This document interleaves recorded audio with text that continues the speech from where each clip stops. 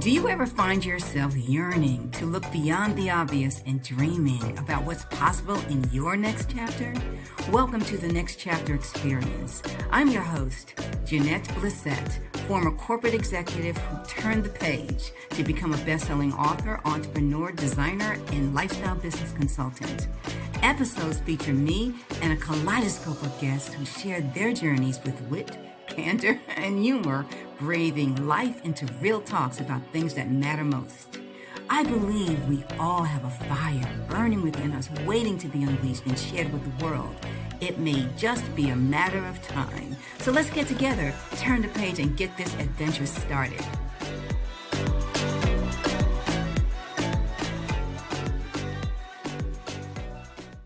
Thanks for tuning into the Next Chapter Experience. I'm your host, Jeanette Blissett. Today's guest is Lynne Bowman. Lynne has been featured at women's expos throughout the country. In previous lives, she won national awards as a creative director for Silicon Valley companies, creative director at E&J Gallo Winery, advertising manager at Redken Laboratories, and freelanced for agencies in San Francisco, Los Angeles, and New York. She has also worked as an actress, a makeup artist, a screenwriter, an illustrator, a legal journalist, and a television weather person. Lynne is the author of the best-selling Amazon book, Brownies for Breakfast. She has 3 grown children, 2 absolutely perfect grandchildren, and is president of the Pescadero Foundation. She and her husband have a small farm on the coast of Northern California. Lynne, I'm looking forward to our conversation today. Welcome to the Next Chapter Experience. We have a lot to talk about. And a thing that I am talking more and more about now, Jeanette, is intermittent fasting. And the more I learn about this at a cellular level, the more exciting I find it is to think about the possibilities. Mitochondria, that's my new thing. It's so interesting because our bodies are so plastic. But the thing that I've spent my last few weeks really focused on is cellular biology. Your mitochondria, it's this world within that we didn't know anything about, didn't understand. And we're just beginning to really understand what goes on with your cells. And the main thing, the takeaway is they change, they adapt. As diabetics, we were always told to just eat all the time, eat small meals, frequent meals. That is no longer the wisdom. It's deciding what you're going to do and then making it a habit, because your body will adapt to eating all the time, or it will adapt to eating not frequently. I just want to eat quality. And that's exactly what I'm out there preaching all the time. Carbs are not just carbs. It used to be that we were told to limit your carbs. And people are always saying, well, are you vegan? Are you pescatarian? So I have a new diet, Jeanette, that I'm going to name it now. This is the introduction on your show. Okay. This is the snarky grandma diet. So this means, first of all, sensible. You don't need to do anything crazy. And if it means you not having a mess in the kitchen to clean up at night, isn't that a good thing? To me, that's a great thing. Okay. If it means not having greasy pans and your whole house smelling like grease, that's a good thing. Because just imagine what that's doing for your insides too. They don't like grease anymore either. So what I do and what I advise is a plant-based whole food way of eating. But plant-based, that's a pretty big basket.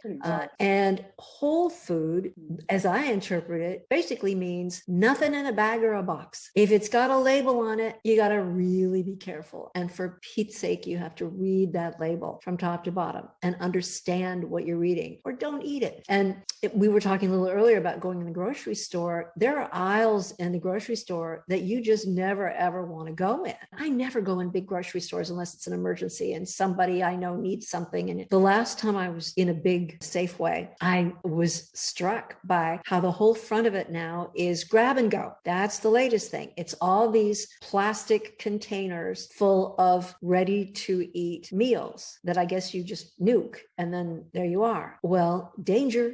danger. So when you walk in and then you go right, and where are you? You're in the bakery. That's the first thing that you see. And all the smells, all the sugary stuff, all the little poofy things that take you back to childhood. So that you're starting to go wrong right there.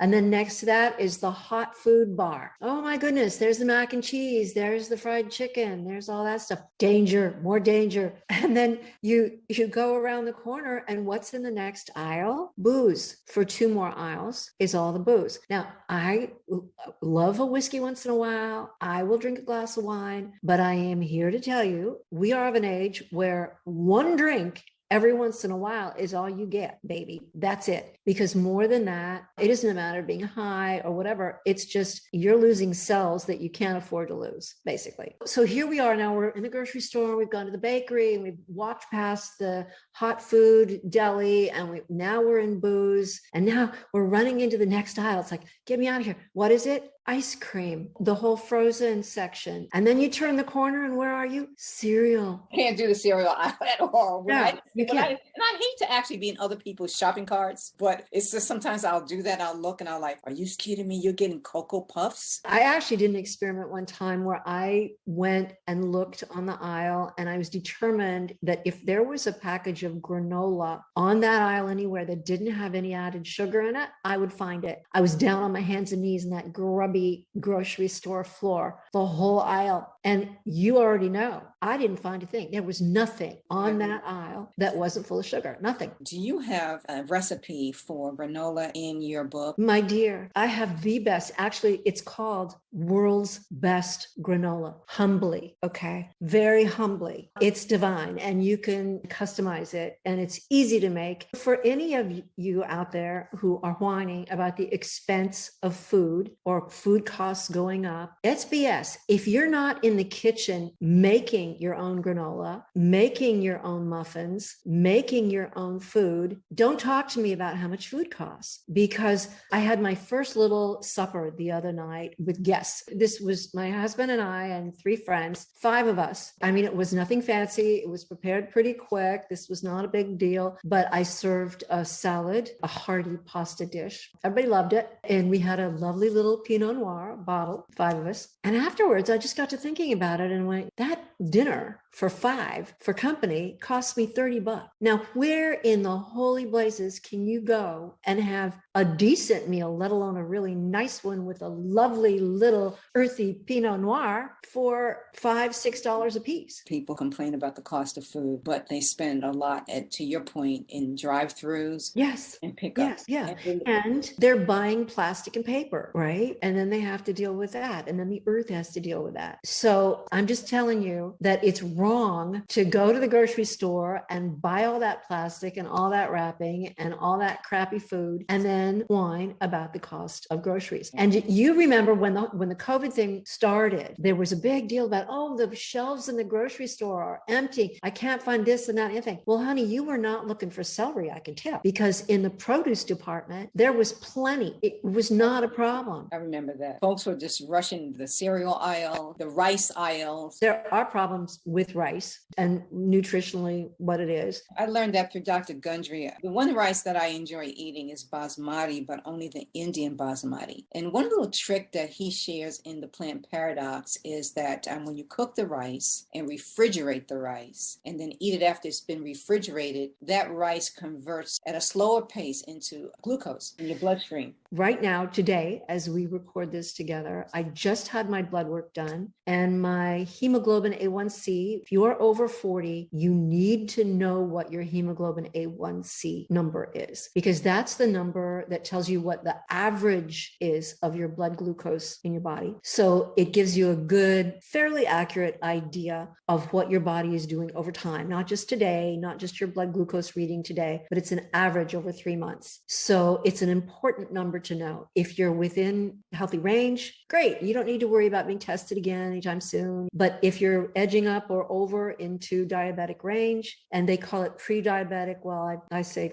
it's either yes or you ain't. And so if you're up there in a number range that your doc may be concerned about, then you need to retest and you need to watch it and you need to pay attention. So my hemoglobin A1C at this latest test just came down 7 points. If you are type 2 diabetic and you know what I'm talking about, your eyes are probably getting kind of wide right now, like mine. And as my physician said, she said, Lynn, this just does not happen in women your age. As if women my age were supposed to just fall off the edge of the earth somehow. Sorry, not going to do it. I am here to tell you, along with other people and with you, Jeanette, that we have enormous control over our bodies, and we have enormous control over the future of our health. And we've got all these little mitochondria in there who also want to live and thrive, and they want to adapt to whatever you are doing, and they can. I'm glad that you said that in terms of having the control. I remember maybe around 10 years ago, my physician was a little concerned about my cholesterol level. He kind of looked at me and he said, I want you to start a diary of what you're eating. I said, I'm eating well. I'm doing all these things right. He said, I want you to write everything down. And I did that. And I took my diary back to him. And then he looked at it. He said, okay, this is what I want you to cut out. He said, no more milk, no more cheese. And he had all these things that he didn't want me to eat anymore. And then he said, the main thing I want you to do is focus on cruciferous vegetables. So I did that grudgingly. And then 4 weeks later, I go back and he does the blood test, and he sat back in his chair and he looked at me. He said, Jeanette, you've got some great genes, because from that time to this time, your body has responded extremely well. So you did what he said, and you I also did. You had the good fortune of a physician who knew something about nutrition. One of the very few.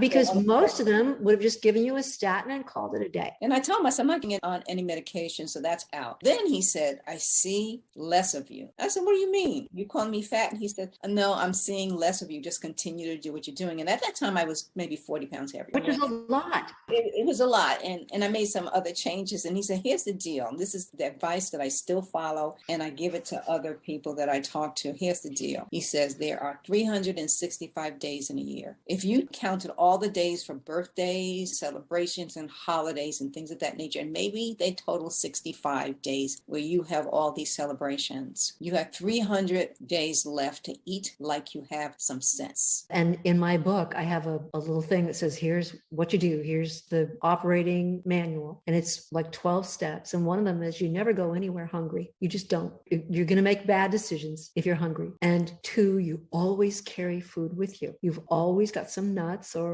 an apple or something with you, so that you remain in control, so that you are not managed by what somebody throws down at a church potluck, because you know it's going to be banana pudding and fried chicken and stuff that you don't even want. But it's hard because we have these associations. Food is not just food. Food is community and love and family and ritual and all these things. So when we sit at a table with people, we're not just eating. And if you reject the food that you're offered, it's as old as history. This is not a good thing to do. I mean, right? I have to admit, I was at a social event. I decided I was just going to have water. Apparently, I didn't have enough to eat that day, and I could feel it in my body. Luckily, it was at a home that's very close to where I live. I mean, it's in walking distance. And I said, well, I'll tell you what, I got to walk my dog. I'll be right back. I came home, ate something, and went back. But I want to talk about your Amazon bestseller, Brownies for Breakfast. I want to talk about that book because I just ordered it. And I want you to know that I have 3 vegans in my family. I am not a vegan. My mom and 2 sisters are vegans. And I'd love to be able to share some recipes because both of my sisters will cook and do cook. The book is not strictly vegan, but I designed it so that if you are a vegan, totally usable. You've got options for a lot of the recipes. If you want to add a little bit of grass-fed beef, go ahead. I personally eat some fish. And so I think it's perfectly fine for vegetarians, for vegans, or for pescatarians, or as I like to say, the snarky granny. That's what it is. It's sensible. And just being vegan is not in any way necessarily a healthy way to eat. I don't know about your family members, your sisters, but so many vegans eat all kinds of sugary crap. They eat white flour and a lot of rice and a lot of sugar. And so if you are vegan or vegetarian, please get my book, Brownies for Breakfast, because it's important that you are eating good, solid, whole food. It's especially important for you if you're vegan or if you're vegetarian. Every bite that you take should be nutritious, should be nourishing you. So it's going to help you quit eating crap, which is what I want you to do. But it's all just kind of basic American. Well, there's a little bit of French in there and there's a little bit of Mexican in there, but it's ordinary food. I'm not a chef, I'm a grandma. So there's a macaroni and cheese recipe that is super healthy, absolutely delicious. You could take it to the potluck. Everybody would be fine with it. Brownies, same thing. I mean, there are a lot of sweets because I love sweets. And for years, I've been having to make my own because I couldn't eat the sweets that other people were making. So the brownie recipe, for example, is made with nut butter, almond butter. You can use other nut butters, but I usually use almond butter. Pumpkin, fabulous ingredient. And it has this magic way of doing what flour and oil do in other baking recipes. Really? It's a vegetable. Let me ask you something about the nut butters because I am allergic to almonds. Okay. So I don't eat almonds at all, but a lot of recipes call for almond flour or almond butter. Cashews is the same thing. I don't eat cashews. Okay. What would be a good substitute for a nut butter? There are so many out there now. What would, and I would have to stop and think what the recipe was, because the nut butters give you this rich kind of like in a brownie, it's the right texture and the right depth, and it's oily. Now, I'm wondering if an oil would work. What are you going to make? The brownie. Walnuts are kind of dry. I love walnuts, but they're kind of dry. And I've never seen an actual walnut butter. And I wouldn't use peanut butter. I'm going to think about it and I'll send you a note later. Okay. It's going to be probably a combination because what you need is the oil, the fat from the nuts in the recipe. So if you're going to replace the nut butter without a nut butter-like substance, then you're going to have to combine the flour and another source of fat. So I'm going to give that some thought. I use almonds because so many people who are allergic to nuts are okay with almonds. I'm allergic to almonds and cashews and macadamians, but I can eat pecans and walnuts. Well, you can make your own butter out of Brazil nuts. That's good to know. Well, share with our audience what got you on this quest or this path that you're on right now. Well, I've been on it a long time because I had gestational diabetes when my kids were born in the 70s, which I didn't even know until my son, my firstborn, came into the world at 10 pounds, and I had gained 60 pounds. All of the male doctors attending me, it didn't occur to them that there might be anything amiss, that he was a 10-month baby, and only found out after he was born that I was probably gestational diabetic. And so I should watch out for this. And it didn't seem to be a problem with my next two pregnancies. I was eating carefully and so on. And then they told me that I would probably become a type 2 diabetic for good when I was in my 40s. And so I should watch out for that. Well, when I hit 40 or so, I started asking to be tested, and people would say, well, you're not overweight and you're young and it's not a big deal. Finally got tested, and sure enough, my numbers didn't look good. So because I was a single mother of 3 little ones, and because my own mother had died young, and she died of a chronic disease, so I had a real close and personal understanding of what chronic disease does to a family. I mean, literally, when I was 18, my family vanished. It was gone. My home, my dog, my mom, everything gone. So I was just determined that I wasn't going to go down. I was not going to be sick. I wasn't going to leave those kids. So I tried to find out everything I could find out about staying healthy as a type 2 diabetic. And what I found out was that there wasn't very much out there. And what was out there was kind of on a cellular level, but it wasn't, here's what you eat, here's what you don't eat. All they would tell us was, you want to watch your carbs, and you don't want to eat sugar, and you want to eat all the time, small meals. So the good news was that because I took that very seriously and I tried hard to eat well, but I ate a lot of meat and vegetables and a small amount of fruit, and I didn't eat a lot of potatoes, and I didn't eat rice, and I didn't eat a lot of grains. So I stayed in pretty good shape. But then, of course, the older you get, the conventional wisdom was, well, this just gets worse and it's chronic and you'll just deteriorate with age. And I didn't like the sound of that. And you know what? I think a lot of what saved me was vanity.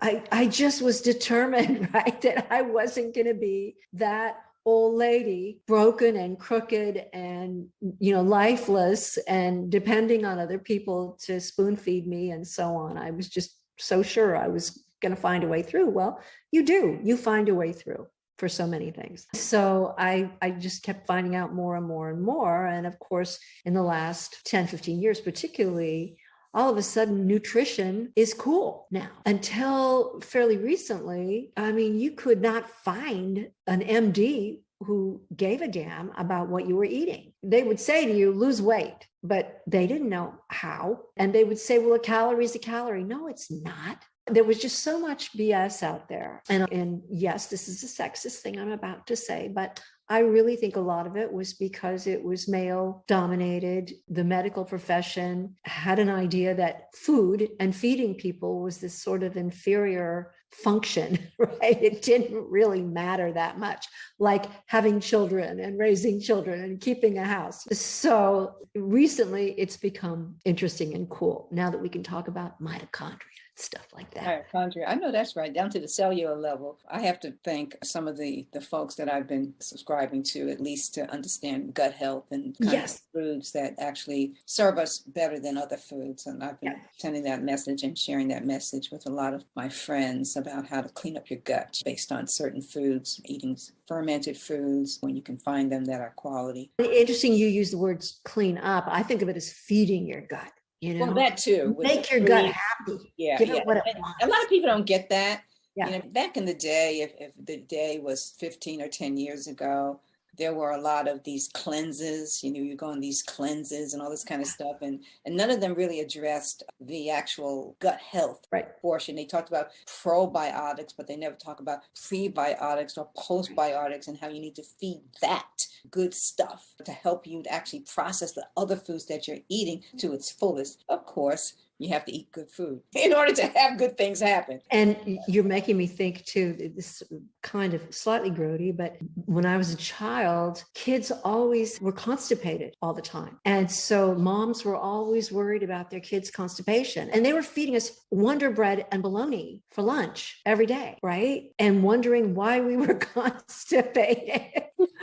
But that's the whole thing in a nutshell. I do believe that we have a lot of information at our disposal, but we have to understand who the trusted sources are. As far as your journey is concerned, you say now your book, it's been on Amazon now for a year. Okay, and mine is on its way, probably here tomorrow. Looking forward to it. In other words, when you look at things like how we come together in this type of environment that we're in right now and gather together with different foods and conversation and how important it is. I remember in one of your podcasts, you talked about the importance of not eating alone. Yeah, I don't think we're meant to eat alone. I bring this up because people are always talking about paleo and what our ancient ancestors were really meant to do and what our bodies are designed to do and so on. Well, think about it. They were not meant to be eating meat 3 times a day. I will tell you that for absolute sure, because somebody had to chase that meat down and it was hard. So the whole idea of eating meals all day long or 3 times a day goes right out the window if you just give a few minutes thought to how people really did function a few thousand years ago. But another thing that is for sure is they sought safety in each other. They were not out wandering alone in the woods, right? And sitting down to eat a sandwich under a tree. People are meant to eat together. I mean, our microbiome and our mitochondria and all that stuff wants company. I mean, I spend time alone and there's nothing wrong with spending time alone, but I think anybody who has eaten a pizza in front of Jimmy Kimmel will admit that that is not the healthy way to consume food. Again, you're making bad decisions when it's just you going, yeah, eat another pizza. It's good. No, it's not. No. If you're sitting at a table with people using utensils, and it slows you down. For one thing, you eat more slowly, you eat more selectively and carefully. Maybe you got a snarky grandma in your family who's sitting across the table from you going, honey, did you really want that second plate of pancakes? It's been a pleasure to have this conversation with you today. I hope that you're not going to be a stranger to the Next Chapter experience. I will put all of your contact information in the show notes because I know that there will be others especially interested in checking out your book, Brownies for Breakfast. So it's been a pleasure to have you on the Next Chapter experience. You take care and you'll hear from me real soon. Thank you for tuning in to this episode of the Next Chapter experience. If you have already subscribed, rated and left a review, or shared this podcast with a friend, many, many thanks. For questions, comments, or feedback, reach out to me at Jeanette Lissette at nextchapterexperience.com. We'll be back with more conversations, so until then, keep that fire burning.